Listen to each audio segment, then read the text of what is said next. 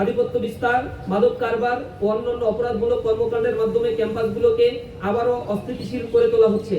একই সঙ্গে বিভিন্ন মতবাদ ট্যাগিং ও উদ্দেশ্য প্রণোদিত প্রচারণার মাধ্যমে সাধারণ শিক্ষার্থীদের উপর নির্যাতনের বৈধতা তৈরির অপচেষ্টা চলছে।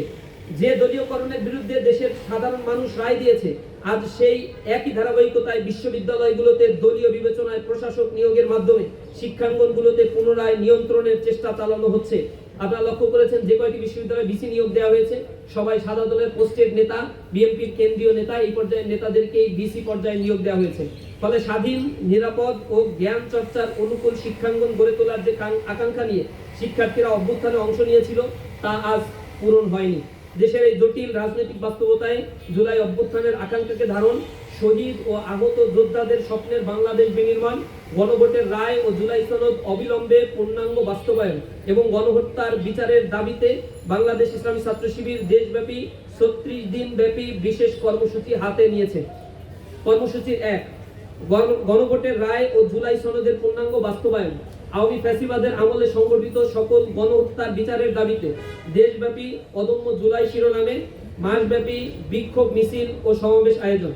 রক্তাক্ত জুলাইয়ের স্মৃতি নিয়ে গল্প, উপন্যাস, গবেষণা প্রবন্ধ এবং সাময়িকী প্রকাশ। রাজধানীতে শিশুদের চোখে জুলাই জাগরণ শীর্ষক আলোকচিত্র প্রদর্শনী। জুলাই জাগরণ ডকু ফিল্ম প্রতিযোগিতা ও পুরস্কার বিতরণের আয়োজন। সেমিনার, সিম্পোজিয়াম, রিসার্চ কনফারেন্স, আলোচনা সভা, দোয়া অনুষ্ঠানের আয়োজন। সারা দেশে শিক্ষা প্রতিষ্ঠান ও গুরুত্বপূর্ণ পাবলিক প্লেসে জুলাইয়ের অঙ্গীকার, ইনসাফের বাংলাদেশ বিনির্মাণ শীর্ষক আলোকচিত্র ও ডকুমেন্টারি প্রদর্শন এবং সাংস্কৃতিক সন্ধ্যার আয়োজন। জুলাইয়ের স্মৃতি বলা, স্মৃতি লিখন, বক্তব্য রচনা ও বিতর্ক প্রতিযোগিতা প্রভৃতির আয়োজন। নিজ নিজ জেলায় শহীদের নামে স্থায়ী পাঠাগার প্রতিষ্ঠা। জুলাই শহীদ স্মৃতি ক্রীড়া প্রতিযোগিতার আয়োজন।